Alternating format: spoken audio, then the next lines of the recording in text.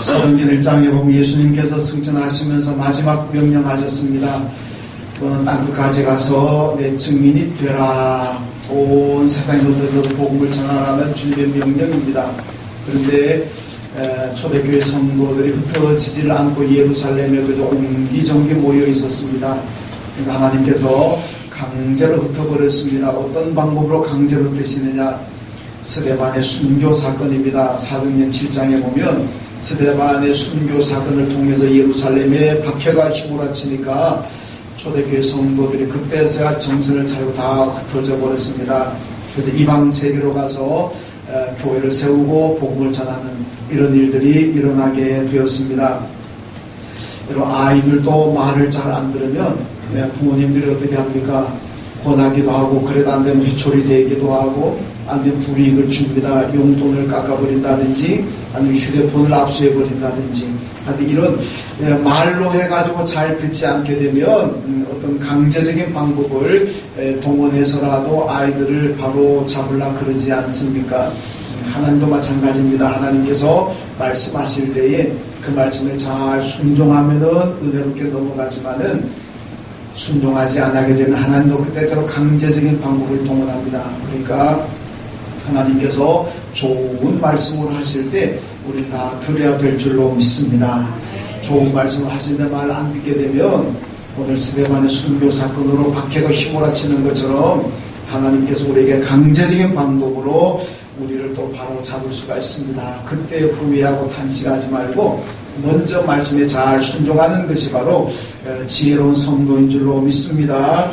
오늘 보면 19절 말씀 보면 스데반의 순교로 흩어진 자들이 안디옥에 이르러 열심히 복음을 전했다 이렇게 말씀합니다.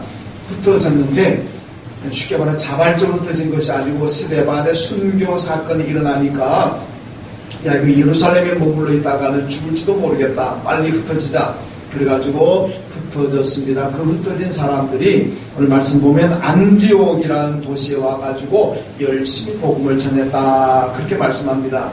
그리고 21절 말씀 보게 되면 주의 손이 그들과 함께 하시며 수많은 사람이 믿고 주께 돌아오더라 그렇게 말씀하죠. 그러니까 흩어진 사람들이 안디옥에 가서 열심히 복음을 전했는데 그 말씀을 들었던 사람들이, 수많은 사람들이 예수를 영접하고 예수를 믿었다 그렇게 말씀하고 있습니다. 안디옥이라는 곳이 어떤 곳이냐? 이곳은 지금으로 말하면 시리아에 있는 도시가 되겠습니다마는 예수님 당시에 세계 3대 도시 중에 하나입니다. 그 당시에 로마라는 도시가 가장 컸고 그 다음에는 이집트 북부에 있는 이 알렉산드리아라는 도시가 두 번째 컸고, 그리고 이 오늘 본문에 나오는 안디옥이라는 도시가 한 세 번째 컸던 도시입니다. 인구가 한 50만 명으로 전해지고 있는데 고대 세계 인구 50만이라 그러면 대단한 도시 아니겠습니까?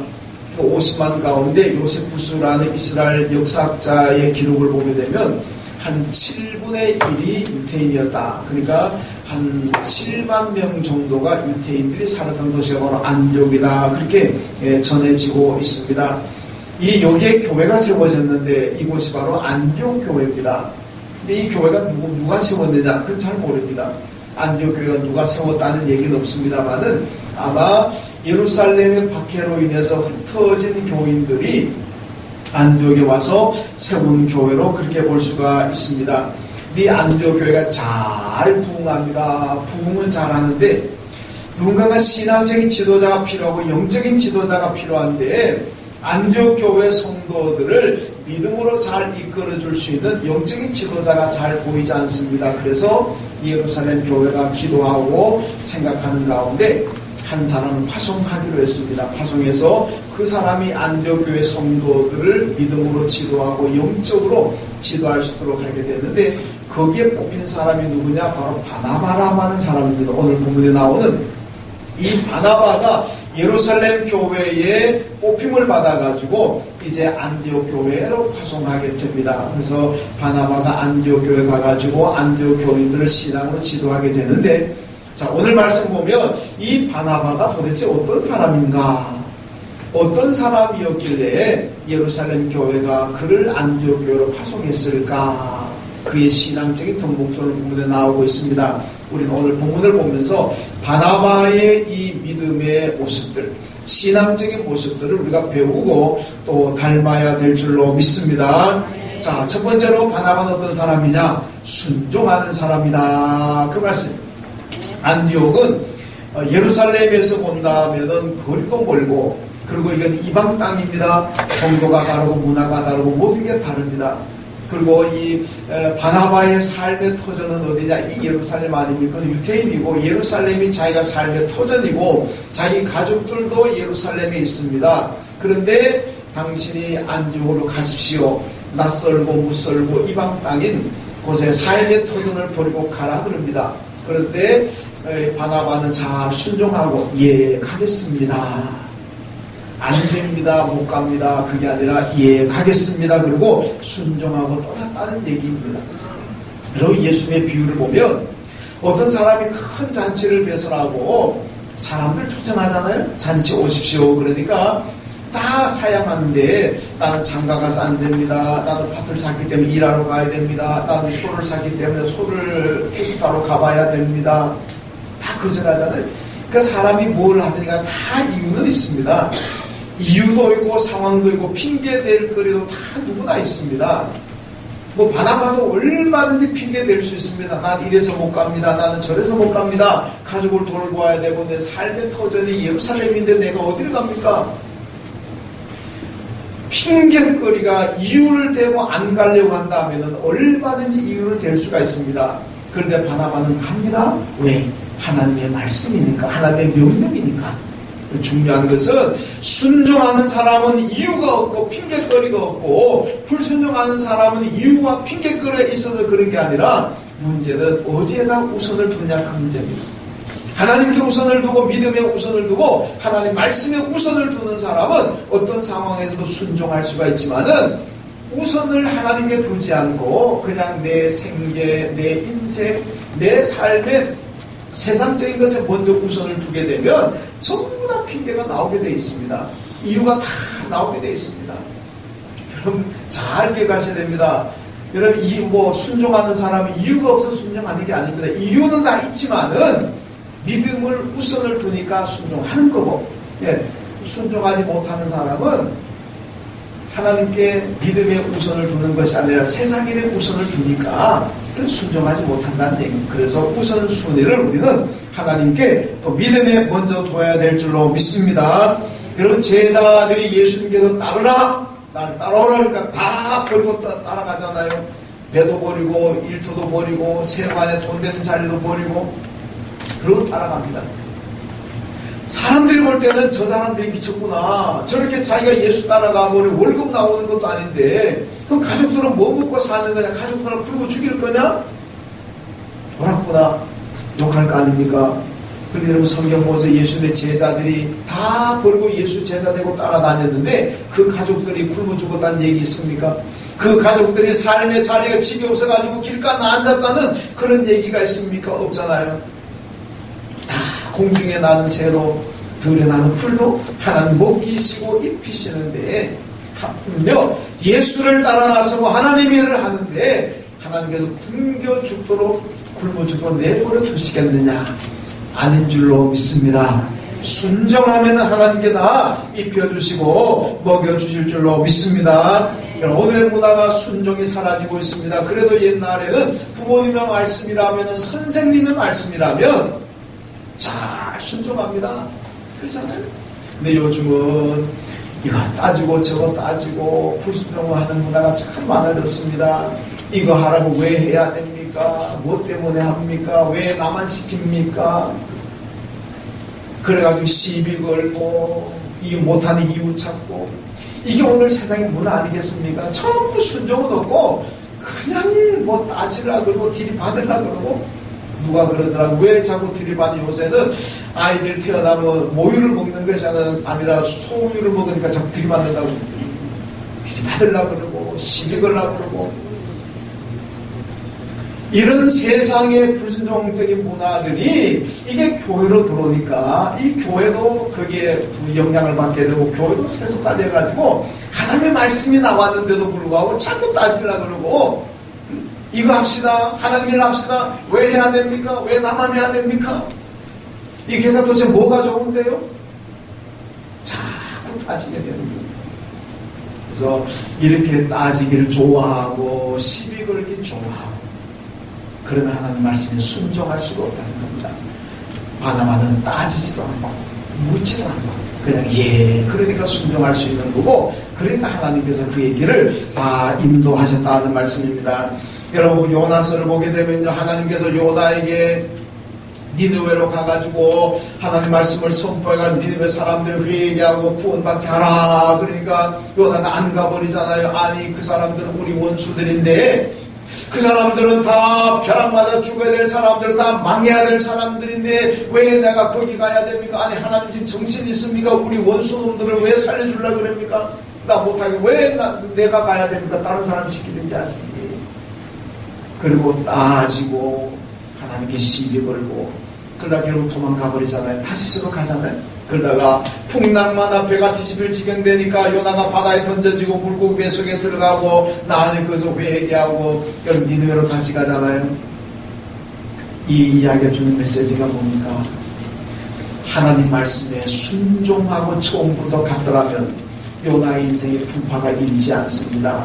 죽을 위기가 닥치지 않습니다. 그런데 불순종하고 도망가니까 그에게 풍파가 휘몰아치고 죽을 위기에 처하더라는 얘기입니다. 여러분, 하나님 말씀에 우리가 순종하게 되면 우리 삶에 풍파가 없을 것이고 하나님께서 우리에게 평탄하게 하실 줄로 믿습니다. 불순종하게 되니까 요나가 풍랑을 만나는 것처럼 인생의 풍파가 심하고 풍랑을 만나게 된다는 말씀입니다. 여러분, 우리가 하나님 말씀에 순종하되 무조건 순종해야 됩니다. 자꾸 사람들은 선별적으로 취사 선택하려고 그럽니다. 하나님 말씀이 주어지면 이것이 내게 어떤 유익이 되는지 한번 따져보고 유익이 된다 싶으면 순종하고 유익이 안 되겠다 싶으면 불순종해버리는 이런 모습을 우리가 가질 때가 얼마나 많습니까? 이래서는 안 된다는 얘기입니다. 하나님 말씀에는 그냥 순종하는 거지 나한테 생기는 게 뭐냐, 나한테 유익한 게 뭐냐, 이거 따져가지고 순종하는 것은 올바른 순종이 아니라는 말씀입니다. 로마서 5장 말씀 보면요, 아담 한 사람의 불순종으로 인해서 인간에게 죽음이 왔고 예수 그리스도 한 분의 순종으로 인해서 인류에게 구원이 왔고 생명이 왔다. 믿습니까? 아담의 불순종으로 죽음이 왔습니다. 예수의 순종으로 우리에게 생명이 왔습니다. 여러분, 순종하고 하나님 말씀에 순종하는 것이 우리에게 생명의 길인 줄로 믿습니다. 하나님 말씀에 불순종하면 그 길이 바로 멸망의 길이라는 거 우리는 잘 알아야 됩니다. 예레미야 42장 6절 말씀 보면은요, 하나님의 말씀이 우리에게 좋든 좋지 않든 막론하고 순종하려 함이라. 우리가 우리 하나님 여호와의 목소리를 순종하면 우리에게 복이 있으리로다. 믿습니까? 예레미야 때 뭐라고 고백합니까? 하나님 말씀이 내게 좋든 싫든 막론하고 우리는 하나님 말씀에 순종하겠습니다. 이것이 우리에게 복이입니다. 이거 아닙니까?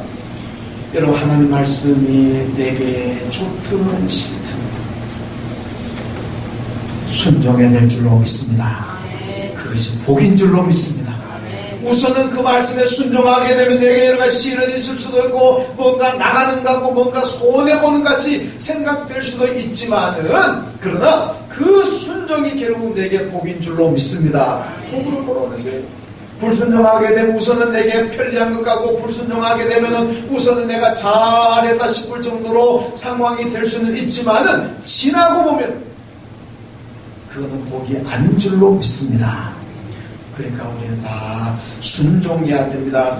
여러분, 바나바는요, 하나님과 교회의 명령에 대해서 따지지도 않고 묻지도 않고 그냥 순종합니다. 그 결과가 어떻게 됩니까? 초대교회가 든든히 세워지고 부흥했습니다. 하나님 역사가 나타나는 거예요.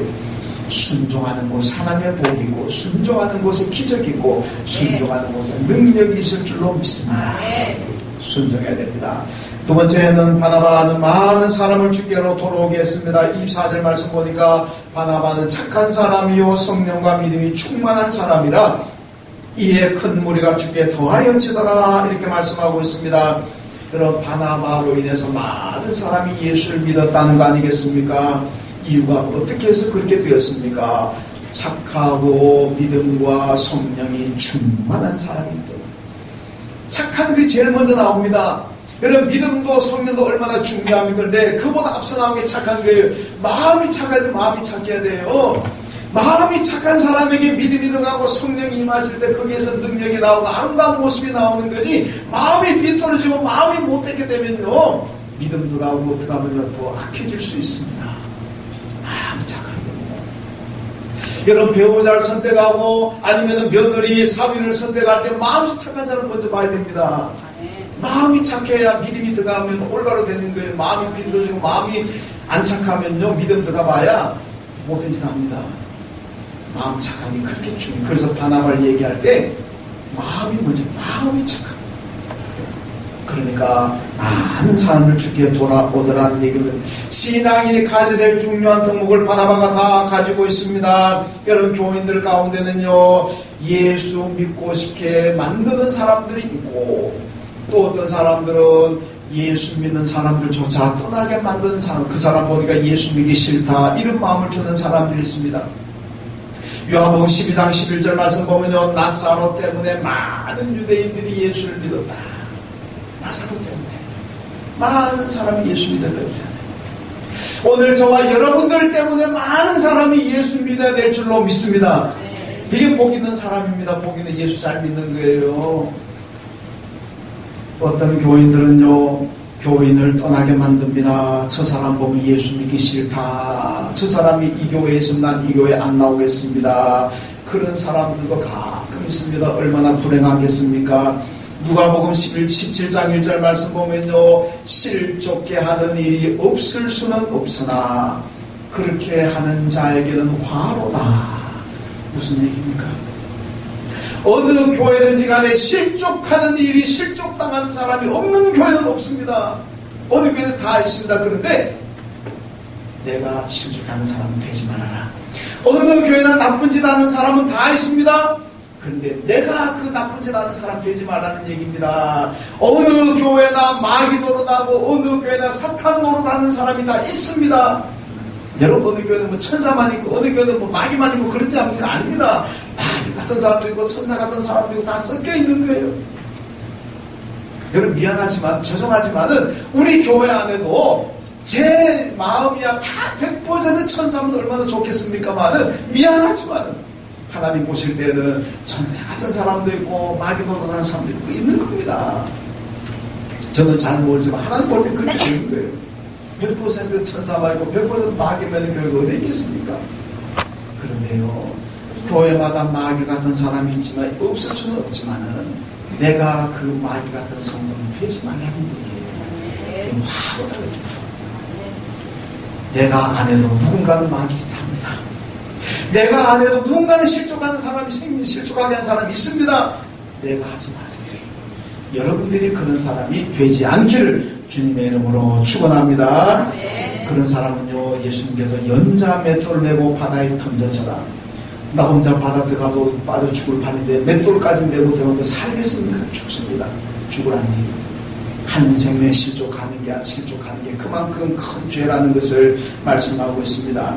이런 교회는요, 똑똑한 성도가 있고 어리숙한 성도가 있습니다. 똑똑한 성도는 아는 것이 많아 보입니다. 논리가 정연합니다. 비판도 잘합니다. 그가 하는 말이 다 맞는 것 같습니다. 그런데 그 주위에는 사람이 없습니다. 하나하나 떠납니다. 그의 똑똑함 때문에 사람들 넘어뜨리고 상처를 줍니다. 말은 잘하고 아는 것도 많고 참 똑똑해 보이는데 그 사람 때문에 교회가 어렵고 사람들이 떠납니다. 그런데요, 어리숙해 보이는 교인이 있습니다. 어리석은 거하고 어리숙해 보이는 거하고 다릅니다. 저는 우리 교인들이 전부 다 어리숙해 보이는 교인이 되는 게 좋겠어요. 그건 어리석은 거하고 다릅니다. 왜 그래 되는지 아십니까?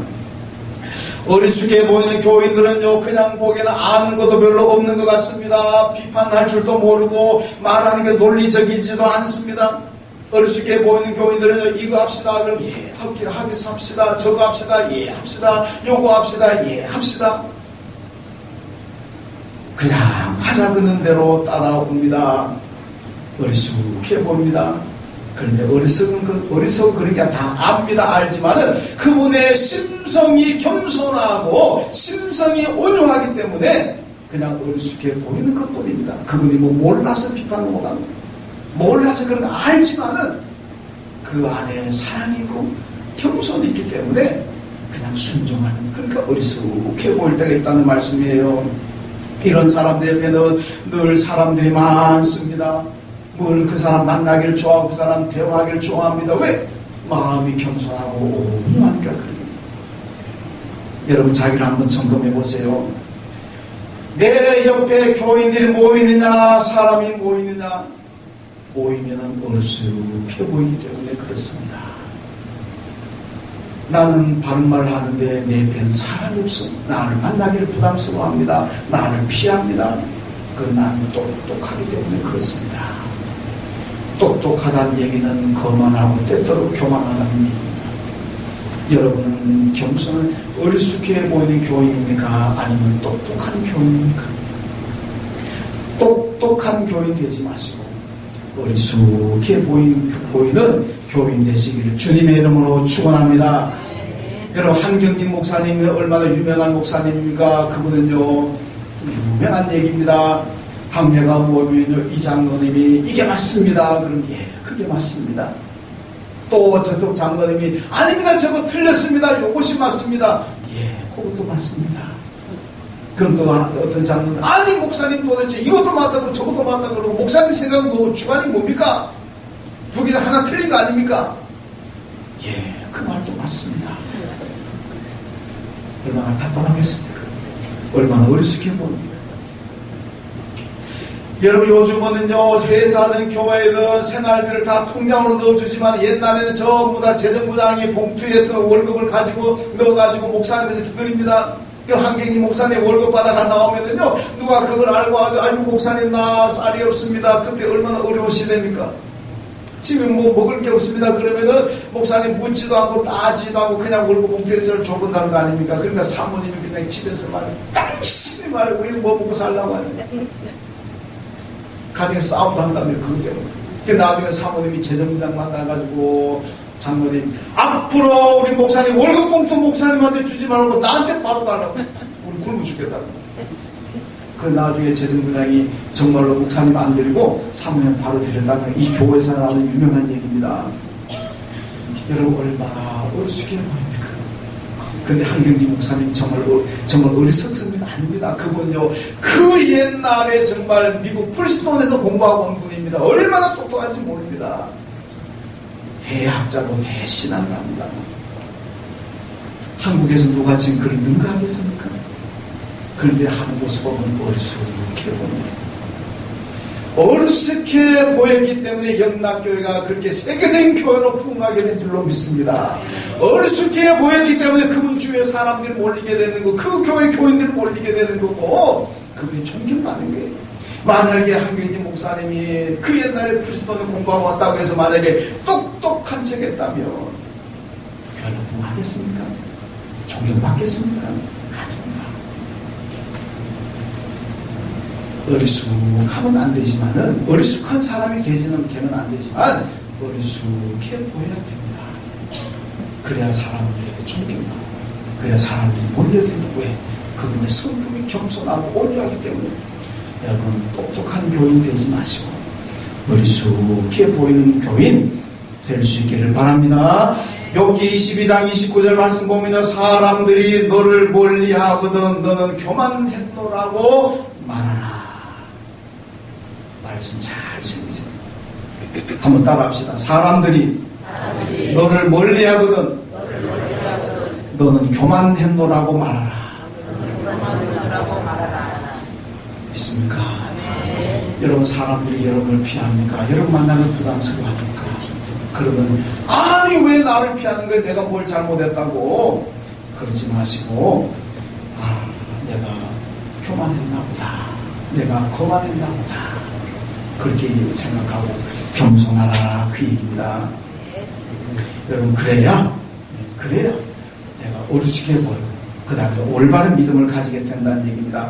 여러분, 어떤 사람들은요, 왜 사람들이 나를 싫어할까? 왜 사람 나를 피하나? 내가 뭘 잘못했다고? 내가 뭐 틀린 말 했나? 다 바른 말 했고. 근데 왜 나를 싫어하는 거야? 그만이에요. 똑똑하다. 그래서는 안 된다는 얘기입니다. 바나바처럼 나로 인해서 많은 사람이 예수 믿어야 됩니다. 그러려면 우리에게 겸손과 그리고 덕이 있어야 될 줄로 믿습니다. 그런 교인 되시고요. 그리고 세 번째는 바나바는 사람의 장점을 보았습니다. 25절, 26절 말씀 보면 바나바는 다소에 있는 바울을 데리고 안디옥에 사야겠다 이렇게 말씀하고 있습니다. 여러분, 바울이요 회심하고 난 다음에 예루살렘에 왔는데 예루살렘의 성도들도 바울을 피합니다. 제자들도 바울을 피하고 도망가 버립니다. 만나주질 않습니다. 왜? 저 양반 옛날에 그렇게 예수를 핍박하고 예수 믿는 사람들 잡아 죽이고 가두고 때리고 했는데 회심했다는 말 못 믿겠다, 거짓말이다. 우리 또 잡아가려고 지금 위장하고 있는 거다. 그래가지고 모두가 피해버립니다. 안 만나줍니다. 그러니까 바울이 나름대로 회심하고 난 다음에 이제 복음을 전하는 사도가 되려고 예루살렘에 와가지고 뭐 좀 일을 해보려고 그러는데 모두가 피해버리거든요. 다 도망가 버립니다. 안 믿어주잖아요. 그러니까 바울이 아직은 때가 아닌가 보다 그래가지고 아라비아 그리고 다소에 가가지고 13년 동안 은둔생활, 기도생활을 하면서 준비합니다. 여러분, 모든 사람이 믿어주지 않았을 때 바나바가 다소, 오늘 말씀드렸잖아요. 다소를 찾아가서 바울을 만나고, 그래서 바울이요 나와 함께 안디옥에 가서 사역합시다. 그리고 바울을 데리고 옵니다. 모든 사람들이 바울을 못 믿겠다 그러고 도망가고 피했지만은 바나바는 바울을 알아봅니다. 당신의 회심을 나는 믿습니다. 그러니까 나하고 같이 사역합시다. 그리고 데리고 와서 사역했다는 겁니다. 그럼 바나바도 왜 생각이 없겠습니까만은 옛날 바울의 과거를 바나바도 잘 압니다. 그가 어떤 나쁜 짓을 했는지. 그렇지만 과거에 잘못된 것 단점을 보는 것이 아니라 지금 현재 회심하고 현재 믿음을 가진 바울을 보고 있습니다. 그러니까 단점을 보는 사람이 아니라 그 사람의 장점을 보고 있다는 얘기입니다. 여러분, 장점을 봐야 됩니다. 그래야 사람이 행복할 수가 있습니다. 단점을 보고 자꾸 불평하면 그건 불행한 사람이고, 장점 좋은 것을 보고 칭찬하고 감사하는 사람은 행복한 사람인 줄로 믿습니다. 교회도 마찬가지입니다. 교인들 가운데 자꾸 교회 안 좋은 걸 보고 자꾸 얘기하는 분이 있는데 그건 좋은 거 아닙니다. 교회에 좋은 것을 보고 칭찬하고 감사하십시오. 그래야 교회가 의롭습니다. 저도 근데 보면은 교인들이 저한테 와가지고 우리 교회는 이래서 안 돼, 우리 교회 이게 잘못돼서 저거 잘못된 건 전 머리 아픕니다. 저도 마음이, 목사도 인간인지라 마음이 울적해져요. 그런데 어떤 분들 와가지고 목사님 우리 교회 이게 너무 좋습니다, 우리 교회 이게 너무 좋아요 그러면 저도 얼마나 신나는지 몰라요. 정말 목회하는 행복이 있어요. 여러분, 우리 교회 안 좋은 거 보지 마시고 좋은 거 좋은 거 얼마나 많은데 우리 교회가. 얘기해볼까요? 좋은 게 뭔지. 야, 교회 학교가 부흥하잖아. 이거는 미래의 희망 아닙니까? 한국 교회 학교 다 줄어들어가는데 우리 교회 학교가 부흥해요. 새벽에 가던 주의 청년들이 교회 넘쳐납니다. 청년들이 없어요 교회마다. 그런데 우리 교회 청년들이 얼마나, 청년부실이 너무 많아. 비좁아가지고 이제 조금 이제 큰 방으로 옮겨줘야 됩니다. 이제 공사회가 옮겨주려고 그럽니다. 얼마나 감사합니까? 여러분, 우리 교회 뭐 일하고 공사했으면요 인부들 안 부릅니다. 기술자 안 부릅니다. 우리 교인들 다 해버립니다. 다 해버려요. 뚝딱뚝딱 하면 다 나옵니다. 일하면서 교인들이 기쁨으로 일합니다. 얼마나 좋은 모습입니까? 금년도 1월달, 2월달 로맨 찬양대 1부에 찬양한대. 여러분들 2부에 오시는 사람 모르시겠지만 1부에 로맨 찬양대가 저는요 시작은 뭐 반이라고는 얘기는 있지만은 얼마큼 자리 잡으라고 갈까 그런데요 벌써 2월달 한 달은 자리 다 잡아버렸어요. 얼마나 잘하는지 모릅니다. 그 짧은 기간 안에 벌써 1부 찬양대가 딱 자리 잡아버렸어요. 야, 땅교회 같으면 한 1년 걸리고 한 달 만에 자리 잡아버렸어요. 그 열정이 있으니까 되는 거예요. 교회를 사랑하는 마음이 있으니까 되는 겁니다. 얼마나 좋은 일들 우리 교회 얼마나 많은데, 좋은 일들 가지고 말하고 시간이 모자랄 판인데 왜 맨날 안 좋은 거 가지고 얘기해줘요? 그러지 말아요. 좋은 거 가지고 서로 칭찬하고 격려하고 감사할 때 신앙의 행복이고 기쁨이 있을 줄로 믿습니다. 여러분, 박형용 박사, 박형용 목사님이라는 유명한 한국의 목사님 계십니다.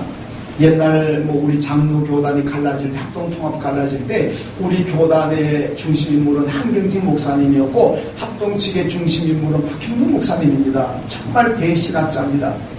여러분, 혹시 합동 측에서 신앙을 하신 분들 용서하고 들으십시오. 제가 절대로 그분들한테 폄한 얘기를 아니까 용서하시고요. 이해하십시오. 박형용 목사님이 대단한 신학적인 그 지식을 가지고 있고 한국에 영향을 많이 끼쳤습니다만은 이분에게 좀 아쉬운 건 뭐냐? 그분은 부정적인 세계관을 가지고 있었습니다. 요한계시록을 읽으면서 이 세상 망할 세상이구나. 이 망할 세상에 뭔 기대를 하겠느냐? 무슨 희망이 있느냐? 그냥 나나 예수 잘 믿고 천당 가자 이겁니다. 그러니까 그쪽에서는요, 이 세상이 무슨 오공화국 유신시대 거치면서 독재시대에 대학생들이 끌려가서 죽기도 하고 다치기도 하고 얼마나 국가적 민주화가 되는 과정에 소용돌이가 있었습니까? 그런데요, 박형용 목사님의 제자들이 굉장히 많은데 단 한 명도 민주운동에 참여한 사람이 없습니다. 그 수많은 제자들 가운데 단 한 명도 나라의 온 국민들이 들고 싸울 때 민주화 운동에서 일한 사람이 아무도 없습니다. 왜 그런지 아십니까? 어차피 세상은 썩어 분들어질 세상, 어차피 희망이 없는 세상, 여기에 들어가가지고 발 담궈서 뭐 하느냐? 그냥 우리만 예수 믿고 천당 가자. 개인 구원입니다. 우리 개인 구원도 굉장히 중요하지만 기독교는 그리스도인들에게 사회적인 책임이라는 게 있습니다. 이 사회가 제대로 굴러가고 이 사회가 바로 잡히는데 교회의 역할이 있고 성도의 역할이 있는 거예요. 이걸 또 무시하면 안 된다는 겁니다. 그게 참 아쉬워. 근데 우리는 요한계시록을 통해서 부정적인 세계관을 가지는 것이 아니라 긍정적인 세계관. 우리에게 고통이 있고 고난이 있지만 이것이 지나고 나면 희망의 세계가 펼쳐지고 새하늘과 새 땅이 무너지고 축복이 있다. 우리 그 희망을 보고 가는 사람들 아닙니까? 썩은 분들의 절망을 바라보고 간다면 그 삶이 얼마나 힘들겠어요. 행복이라는 게 없잖아요. 지금은 고난이 있고 어렵지만 희망 가지고 나가는 희망의 세계관을 가지고 나가면은 고통이 있어도 고난이 있어도 행복이 있잖아요. 기쁨이 있잖아요. 그래서 우리는 우리의 신앙의 세계관도 부정적인 세계관이 아니라 희망적인 세계관을 가져야 될 줄로 믿습니다. 마찬가지로 단점을 보는 사람이 아니라 바나바처럼 장점을 보고 교회의 장점을 보시고 성도의 장점을 보시고 그러면 그 자리가 얼마나 은혜롭고 얼마나 아름답겠습니까? 시편 133편 보면요, 형제가 연합하여 동거하며 어찌 그리 선하고 아름다운고, 여러분 잘 아는 말씀이잖아요. 단점을 보는 동거는 지옥입니다. 지옥이 따로 있습니까? 맨날 안 좋은 거 보고 단점 보고 욕하고 비난하고 그게 지옥이지요. 동거는 하되 동거하는 사람들끼리 단점 보게 되면 그건 지옥입니다. 그러나 동거하는 사람들이 장점을 보고 칭찬하고 격려하게 된다면 그 동거는 천국인 줄로 믿습니다. 그게 아름다운 동거입니다. 그게 생명이고 그게 하나님의 축복이 있을 줄로 믿습니다. 우리 교회라는 공동체가 우리 한 가족들의 동거하는 곳 아닙니까? 이 동거하는 곳에 바나바처럼 장점 보고 좋은 것 보십시오. 그럼 우리 동거하는 이 안의 공동체가 행복할 줄로 믿습니다. 이 공동체가 서로서로 안 좋은 것 보고 욕하게 되면 이 안의 공동체는 정말 끔찍한 공동체, 미안하지만 지옥 같은 공동체가 됩니다. 우리 교회가 그렇다는 얘기는 아닙니다. 우리 교회는 참 좋은데 앞으로도 계속 이렇게 쭉 나가자 그런 얘기입니다. 여러분, 바나바처럼 잘 믿음으로 살아갑시다. 바나바는 순종했습니다. 순종했어요. 그리고 바나바 때문에 예수 믿는 사람들이 많아졌습니다. 어떻게? 그가 어리숙해. 여러분, 내가 어리숙해 보여야 사람들이 예수 믿는 거에 내가 똑똑하게 되면 안 믿습니다. 아이고, 말은 참 잘한다. 똑똑한 사람 보면요, 말은 참 잘한다. 어리숙해 보이면 겸손하고 참 존경할 만하다. 저 사람 아는 것도 많고 배운 것도 많은데 능력도 많은데 참 겸손합니다. 얼마나 많은 사람들이 모이겠습니까? 그런 걸 장점을 보고 좋은 점을 보고 칭찬합시다. 그래야 우리 교회가, 여러분의 가정이, 여러분이 있는 곳들이 참 은혜롭고 아름다운 공동체가 될 줄로 믿습니다. 기도하겠습니다. 하나님 감사합니다. 오늘 바나바처럼 믿음 생활을 하게 도와주옵소서. 바나바처럼 순종하고 바나바처럼 나를 통해서 예수 믿는 사람들이 많아지게 하여 주시고, 바나바처럼 단점이 아니라 장점, 좋은 점을 보면서 칭찬하고 격려함으로써 우리 교회가 천국 되게 하시고 우리 가정이 천국 되게 하여 주옵소서. 예수님의 이름으로 기도하옵나이다. 아멘.